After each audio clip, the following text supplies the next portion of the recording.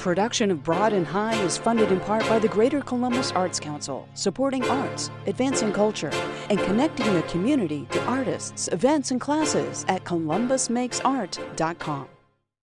From these contributing sponsors and viewers like you, thank you.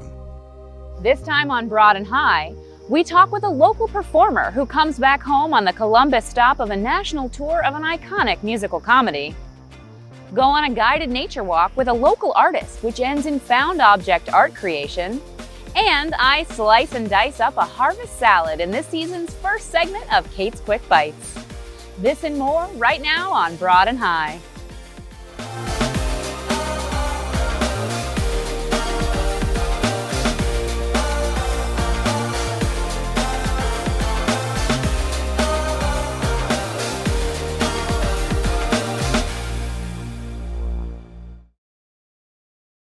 Andrew Levette is known in Columbus as the performer behind drag queen Nina West. Nationally, Nina is known as Miss Congeniality from season 11 of RuPaul's Drag Race. We talked with Andrew at the historic Ohio Theater, where he'll star as the iconic maternal figure Edna Turnblatt in the national tour of Hairspray. My professional career probably started after I graduated college, but I wasn't really intending on moving to Columbus, Ohio. I was gonna go to New York City and chase the dream of being an actor on Broadway. And I graduated in 2001, May of 2001, and I was gonna move to New York. And then 9/11 happened in September, and it changed my whole path. Everything kind of happened for a reason, right? I found drag. My drag mother, Virginia West, introduced me to the art of drag while I was still in college. So I did it as like fun, kind of a lark. It wasn't anything I was really gonna take seriously. And then, I stayed here in Columbus, and Chris, the stage name Virginia West, Chris had encouraged me to like just give myself over to drag, and I did. And I just had tried it a couple times, and that's where Nina West came from. And everything was growing in the city, right? I was able to not only do drag in nightlife for many years, but I was also like really early on in my career trying to find ways to work within the community and do different kinds of drag. I started to do things within the city and working with city council on some initiatives and talking to organizations about the importance of LGBTQI+ people and our profile within the community and what that means and how valuable this community is to the greater Columbus community. And it just all kind of added on to itself. And I was doing a tremendous amount of charity work within the shows at the bar, which then extended itself to, thanks to my friend Matt Goldstein, who runs BESA, which then introduced me to the Columbus Foundation, which gave the Nina West Foundation a home. So the path wasn't traditional. It was just kind of just growing, and different seeds were being planted in a very small garden. And then everything started then the garden got bigger, and it was just what a wealth of, I think, really incredible gifts. And then Drag Race happened, which changed everything. And I can easily say and proudly say that my time in Columbus prepared me for what I'm experiencing now. Right, I cut my teeth in a city that is a mid-sized city, one of the larger cities in the country, a really beautiful progressive blue dot in an otherwise fairly conservative area and state, which I think spoke to my desire to want to provide a better life and access to people who were like me, and it allowed me to find my activist voice. I think a lot of people find their activism or find their strength in activism because of their own personal stories. And so my story, I just found myself really alone and really isolated, and didn't find anyone who in my growing up, in my youth, who didn't look like me, who didn't sound like me, who didn't present themselves like I did, who was effeminate, who, so many times I was told who I didn't have any value or worth. And so Nina taught me a lot about how to walk and embody a feminine character, even though it's kind of a louder personification of myself. And I know that's kind of weird. The art of drag is so personal. I can create a character who may or may not be like myself, but it's still my creation through and through and to the core. So Nina kind of gave me the familiarity of the body, definitely the ability to walk in the shoes, but I think that's where it stops. And so Edna is a real mom, is a real mother who happens to be played, the casting happens to be of a male. I think one of the greatest roles ever written for musical theater. She is really complicated. You know, so much of my Edna is, I think, so much of what Andrew is, and that's why they asked me to do it. They wanted heart, and they wanted, I think, an energy that was maternal or paternal, and however you might see that. I mean, I think I have a very maternal energy, and I had to really tap into that, because my job when that curtain goes up is to get 2,500 people to believe that I am that 16-year-old girl's mother. I'll never understand what it's like to be a woman. I'll never understand what it's like to give birth. But it doesn't mean the human condition doesn't allow me to understand what it's like to love, and to love fiercely, and to give all of my heart and my energy to someone else, and so that their dreams can be achieved. And that's, I mean, like, I just thought about my mom, and I thought about my grandmothers, and I thought about my sisters, and every other really incredible, strong, decisive, empathetic, impactful woman that I've ever come across, to try to bring that to Edna.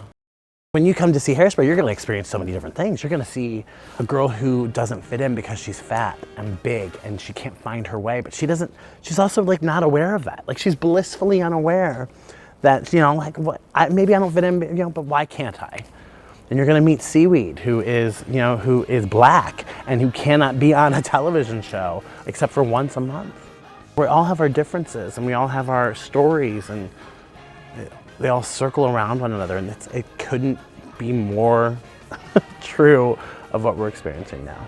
That's powerful. I just didn't see my career. I just didn't see it happening like this. And but again, my career has taken a bunch of turns. And now I get to come to Columbus, Ohio, and I get to play the Ohio Theater.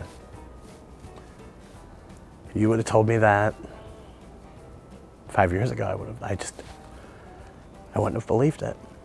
So like, it's so special. Because I'm here because of the love that my community gave me initially, of, I think, how people, respected me and reared me and corrected me and allowed me to step into spaces that, at the time, drag queens in Columbus weren't walking into. It's humbling. It's really powerful. Little Andrew would never have believed opening the new season for Broadway series in Columbus and doing this. Hopefully I'll get to New York one day. You know, that was always the dream. So boy, wouldn't that be like a full circle moment. It'd be crazy. But in the meantime, I'm just gonna keep working, keep doing that Midwest work ethic, and smile along the way and try to bring joy to it all. Find out more about Hairspray and other events in Kappa's Broadway and Columbus series at kappa.com. We've all looked at something in nature and have seen the beauty it holds. Maybe you've even noticed the seemingly complex, never-ending patterns called fractals. Studies have shown that these patterns can reduce stress levels. We joined Jonah Jacobs on a nature walk that ended in artwork inspired by these soothing patterns found in nature.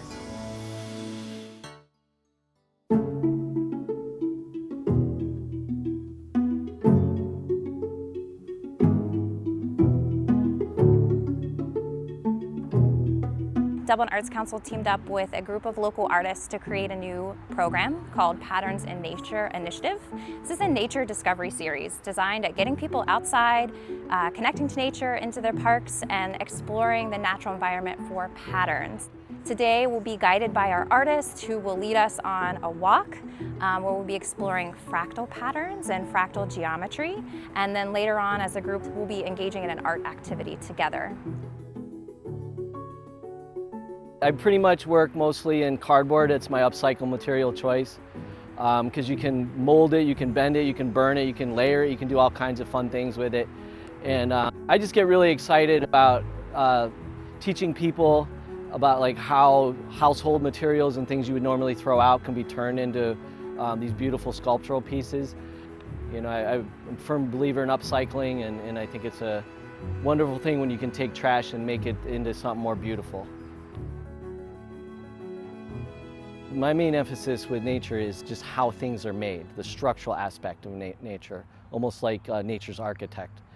So today we're going to just be walking through the woods, and we're going to try and look at fractal patterns, like patterns in nature, you know, the way things are repeated. I'll be talking a little bit more about textures and just, like I said, structure of you know, tree limbs to broken things to meandering things, veins and leaves, all that good stuff. Does anybody have any idea why do you think nature chose these like tubes for everything? Because technically our arms are tubes, our bones are tubes, our arteries are tubes. So nature has got this really super efficient way. That tree has to soak up all that water all the way up to the top, you know? So you need a way to get it from there all the way up, just like our bodies, right?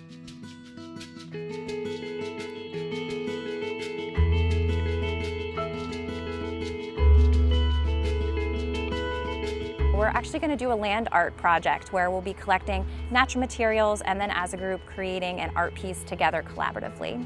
The art pieces that are created out of those natural materials, they will last as long as nature allows them to last, and hopefully the people who walk in this park can enjoy them for as long as they're here. It's a way to just get hands-on and get people thinking about you know, what are the textural qualities inherent in nature, what are the shapes inherent, what are the repeating forms in nature, stuff like that. And then after you start noticing these things, what kind of materials can you get out of nature to make possibly earth sculptures out of? Whatever you want to do. If you got materials you want to add to it, you can add to it. I'm going to start just putting it out over here and just kind of ad lib, and or if you want to do your own. And like we were saying earlier, try to pay attention to, you know, texture and you know, the fractals in there, like how things are on the big scale down to the little scale, color, shapes, all that good stuff. So this kind of stuff, this chunky stuff, I love this. So for me, this is like a sculpture. And this is something I've been trying to mimic for years using cardboard, and it's actually extremely hard to do. Nature makes it look easy. But getting all these like different, you know, sizes and stuff would be really hard as a sculpture.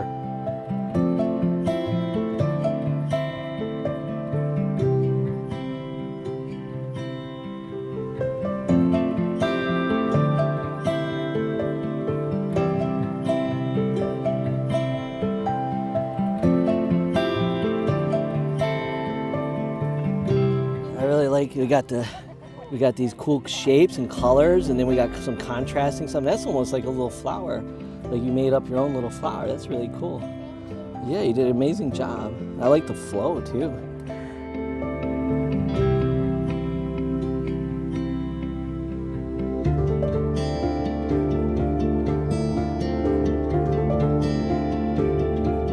I mean, we walk by a tree every day and we kind of group them together. Oh, there's another tree.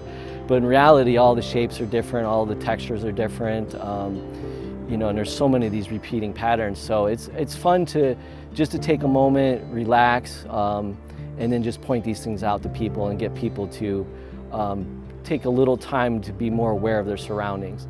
Because let's face it, most of the times when we're in a park, we're not really in that park. We're in our heads thinking about our job or the next email or, you know, who knows what else. So it's nice to just take a pause and, you know, be able to explain things to people and hear their comments and enjoy the company of people who are interested in similar things.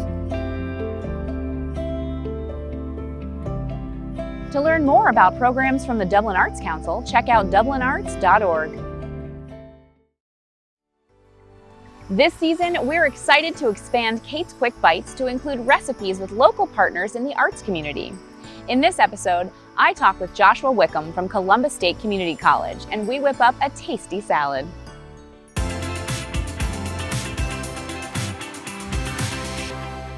Joining me in the kitchen today is Joshua Wickham from Columbus State School of Hospitality Management and Culinary Arts. Joshua, thanks for having us here. Thanks for having me. This is going to be great. I'm excited. We are here in one of the beautiful new kitchens in Mitchell Hall on the Columbus State Community College campus.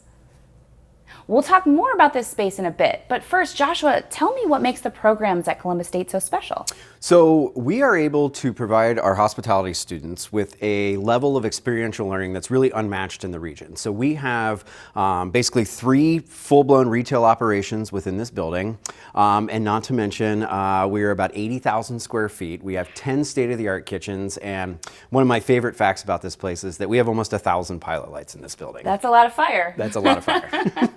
That's amazing. Well, what an incredible space and so much room for culinary arts and learning. Yeah, absolutely. And by having the opportunity for the students to work in the retail locations, it's not a simulation. So we're open every day down here. We're open to the general public, and basically anybody can come in and try out the bakery or try out Degrees Restaurant, and also give our students a good workout in the process. It's a perfect mix. Yep. The public can come in and enjoy the food, and your students get real life experience. Exactly. That's incredible. Yep. So are there opportunities here for a regular old Joe to come in and learn how to cook? Absolutely. So we have a program here we call The Mix. So, and The Mix specializes in what we would call edutainment, where people can come in, you know, and some of the past classes that we've done are seasonal soups, or around the holiday time we do, you know, Thanksgiving style classes, or you know, hors d'oeuvres. We do tapas parties, mixology classes, and a lot of those are just one-off 2 or 3 hour classes. But then we do offer some series as well. So we have some baking and pastry series that we do. We bring in some pretty big names in those communities to help teach those classes. Very cool. So yeah, so constantly changing curriculum and talent that's doing the delivery. That's so amazing. It's a lot of fun. It sounds like there's something for everyone here, professional down to a novice. Absolutely. Whether you want to cook or you want to eat or you just want to watch people do both. So You can do it all. You can do it all. That's here. amazing. Yeah, So tell absolutely. me a little bit about what we're going to make today. A couple of things that I really want to, before we even cut anything, right? So let's talk about, first of all, how we hold our knife, okay? So the one thing that we don't want to do, first and foremost, is what I like to call the power finger. Ah, yes. Right? So no power fingers. Okay, put that right? finger away. So what we want to do is actually choke up on the blade to where this pad on our finger is sitting right at the end of the blade. Okay. So, and if you notice, the knife that you're holding is actually cut for that. So the ergonomics on that blade allow for that. Okay. This is a Japanese style knife, so it's a little bit different, same technique, right? But what this does is it provides a lot of stability in the blade, and you can't really, it doesn't move a whole lot, right? So it doesn't give when you're cutting harder vegetables. Right, So and especially I think your like, finger could easily slip right absolutely. off. Like this gives you- Well, and also when you're held like that, like this? yeah. Yeah, it's wobbly. Right, but when you really grip it properly, you have a steady. lot more stability, right? Fascinating. So that's first and foremost, keep ourselves safe. Next, we always want to keep this hand dry. Okay, so when we're moving stuff around our board, ideally you don't want to put this knife down. Okay, hold your knife in your hand until you're done with the project, and then you can use the knife to help manipulate and move some stuff. This is your grabby hand. Exactly, and then that way this stays dry and it stays safe, and you still maintain that good tactile grip, right? Next is how we stand, okay? So if we're standing like this is parallel to our board. This would be my instinct to stand like Right. this. Now, I would Wrong. suggest, well, you do what works for you, but I'll just I wanna I'll know share how to some do ideas. it. So I like to stand at almost a 45-degree angle Okay. to my board. And what that allows me to do is when I slice stuff, it allows me to move across the front of my body as opposed to moving directly into myself or having to angle whatever it is I'm cutting. I see. So let's go over the ingredients that are in this dish. We have some English cucumbers. Those are nice because they're seedless. You can peel them or not. It's up to you.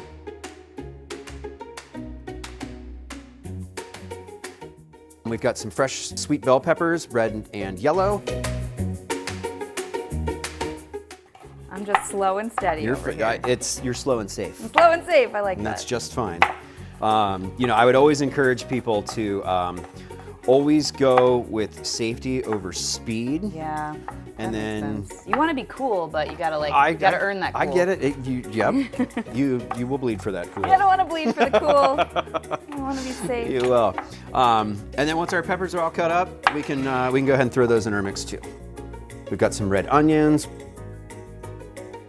And then for our herbs, we've got some parsley, some scallions, a little bit of fresh basil. Slicing is important here. So if you smash down, you're just gonna like burn. Exactly. Whenever we're cutting fresh herbs, a sharp knife is important and slicing is important. Look at that. Because what'll happen, like you said, if we bruise it, it will turn black. Yes. So basil that's cut with a sharp knife gently will stay green for hours and hours.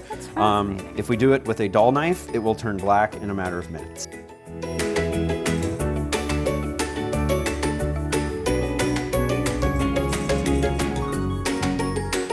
We've got an assortment of different tomatoes. We've got some cherries, grapes, different colors. I like to put these in there just for some dimension.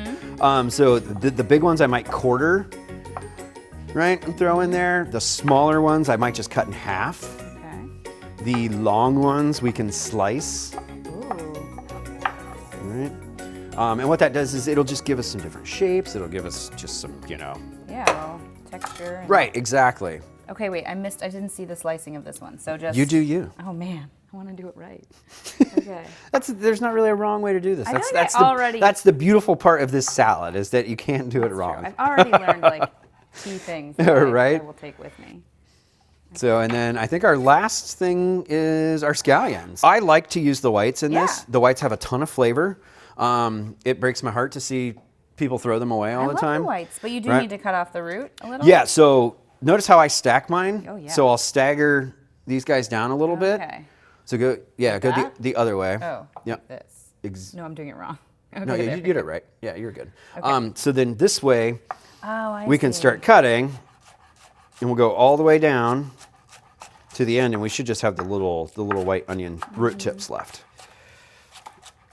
But I like to cut the whites again because they have so much flavor in them, and in a salad like this, it's really great to get like if you get one of these white pieces and bite into it, it's got like a great big punch of that scallion flavor, which is really nice.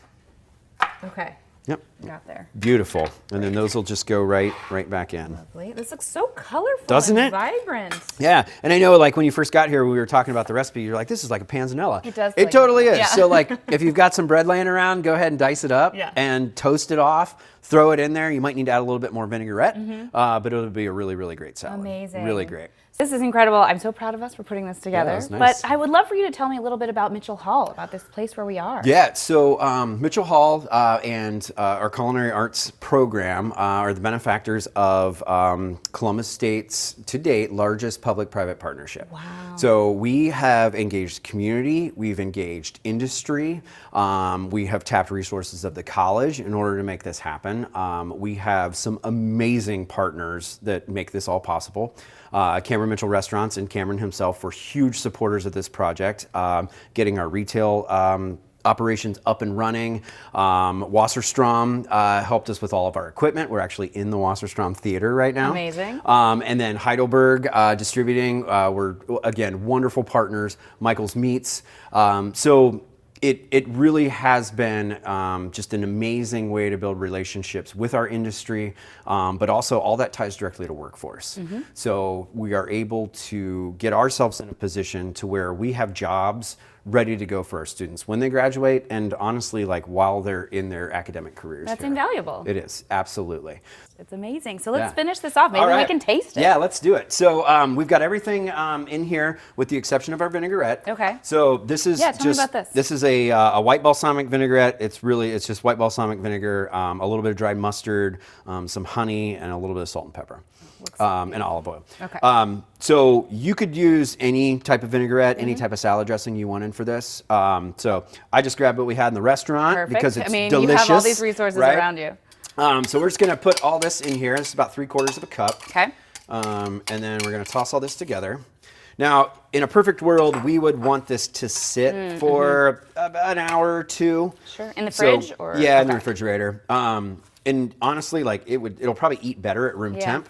So let it sit in the fridge to kind of marry up. So this is the perfect thing to bring to like a picnic or barbecue because Absolutely. it's Yes. mayo free. Absolutely. It can be room temp. Yep. Oh, wow. Yep. And then we're gonna season it with some kosher salt.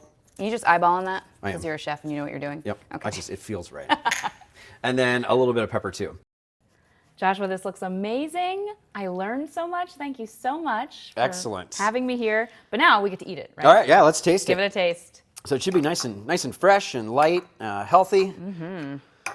Okay, here we go.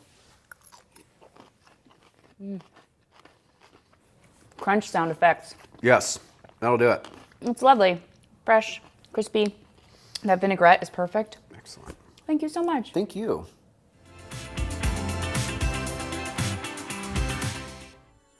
To learn more about Columbus State's hands-on learning opportunities, check out cscc.edu.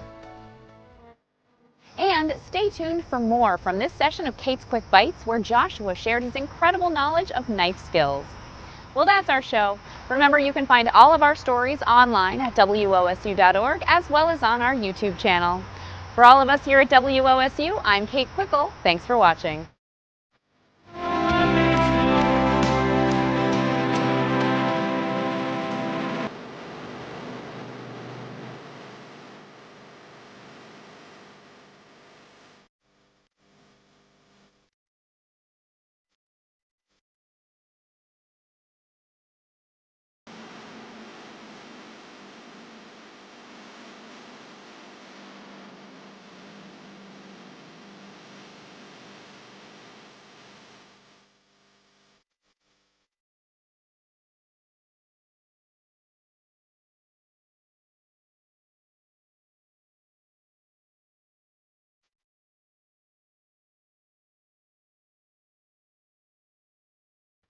Production of Broad and High is funded in part by the Greater Columbus Arts Council, supporting arts, advancing culture, and connecting the community to artists, events, and classes at columbusmakesart.com.